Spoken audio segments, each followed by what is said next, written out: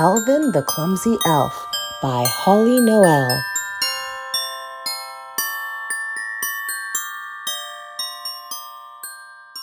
'Twas the night before Christmas, and all through the house not a creature was stirring, not even a mouse. It was Christmas Eve, and Mother Mouse was reading the children's favorite Christmas story before sending them off to bed. "Of course no creature was stirring," Millie Mouse declared, "and certainly not a mouse. Santa would never come see us if we were running around the house."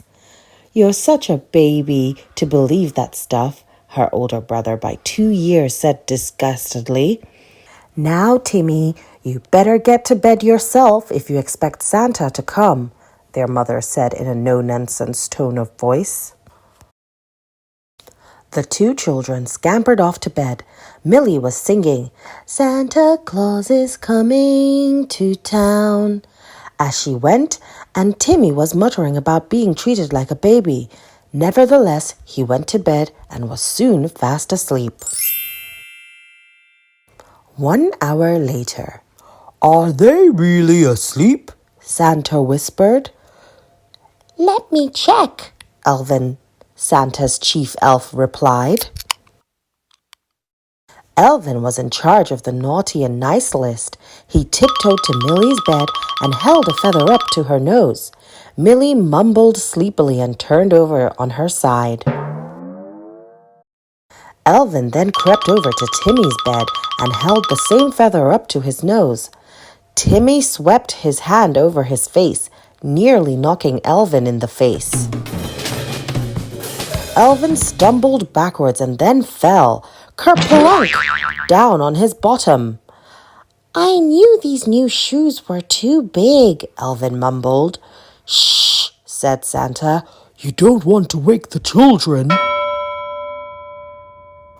"Come, help me unload the toys. Millie wants a new toy doll, and Timmy wants a scooter to ride around the house. Aw, look, they've left us some cheese and milk under the tree." "You eat that, Santa. I'm saving my appetite for the cookies and milk the human children left us." Just then, Timmy sat up and spied Elvin at the foot of his bed. Santa had quickly snapped his fingers and magically disappeared, but Elvin had been busy rubbing his backside. "Who are you?" Timmy stuttered. Elvin didn't know what to do. In all of his years as an elf, he had never been caught. He looked where Santa had stood just a moment ago, but Santa was gone. "Me?" Elvin asked. "Why, I'm nobody. I'm just your imagination. Go back to sleep." "If you're nobody, how can I hear you talking?" Timmy asked and yawned sleepily. Just then, Santa snapped his fingers again and Elvin disappeared. "Let's hope he thinks it's a dream," said Santa, when Elvin was once again safely beside him in the sleigh. Timmy blinked his eyes and didn't see anything or anyone, not a toy, not his mother, and certainly not an elf. He yawned again and snuggled back down under the warm covers on his bed. He mumbled as he drifted off to sleep again. The next morning, Timmy raced to the tree and spied his name on a tag attached to a blue scooter. "Wow! Just what I wanted," he cried happily. "Look what I got, Timmy." Millie held up her new dolly. Timmy started to say yuck, but then remembered his visitor from last night. Was the elf still around? Maybe he was peeking in the window so he could tell Santa anything Timmy said or did. "Mom, did you hear any funny noises last night?" Timmy asked. "What kind of noises, dear?" Mother Mouse replied. "Oh, I don't know. Maybe like an elf or something," Timmy said carefully.